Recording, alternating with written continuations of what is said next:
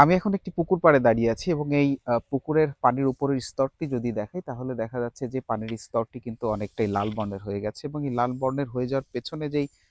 কারণ সেটি হচ্ছে যে এই পানির উপরের একটি স্তর যেই স্তরে আসলে অ্যালগি জন্ম নিয়েছে যেটিকে শৈবাল বা শ্যাওলা বলা হচ্ছে এবং এই শৈবালটির বিজ্ঞান ভিত্তিক নাম হচ্ছে ইউগ্লেনা স্যাঙ্গুইনিয়া যেটি ইউগ্লেনেসি গোত্রের একটি শৈবাল এবং শৈবালের সংজ্ঞা যদি আমরা বলি তাহলে যে উদ্ভিদকে মূল কাণ্ড পাতায় বিভক্ত করা যায় না এমন উদ্ভিদকে শৈবাল বলা হচ্ছে এবং এই যে লাল বর্ণের শৈবাল লাল হওয়ার পেছনে যে কারণ সেটি হচ্ছে এক ধরনের পিগমেন্ট যেটির নাম হচ্ছে অ্যাস্টাজ্যান্থিন যেই উপস্থিতির কারণে কিন্তু শৈবালটি লাল বর্ণের হচ্ছে এবং এই শৈবালে আরেকটি টক্সিক সাবস্টেন্স থাকে যেটি হচ্ছে ইউগ্লেনোফাইসিন যেটি আমাদের মানুষের শরীরের জন্য ক্ষতিকর বিশেষ করে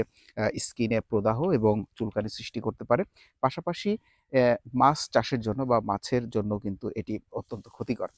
এই অবস্থা থেকে যদি আমরা পরিত্রাণ পেতে চাই তাহলে পুকুরে যেই ডাকউইড বা হাঁসের আগাছা বা যেটিকে খুদিপানা বলা হচ্ছে সেটি যদি এখানে জন্ম দেওয়া যেতে পারে তাহলে এই পরিবেশ থেকে রক্ষা পাওয়া যেতে পারে পাশাপাশি যদি পরিমাণ মতো চুনের প্রয়োগ করা হয় তাহলেও কিন্তু এই অ্যালগি থেকে রক্ষা পাওয়া যেতে পারে সুতরাং সুন্দর একটি পুকুরের পরিবেশ বজায় রাখার জন্য আমাদের এই সচেতনতাটুকু দরকার।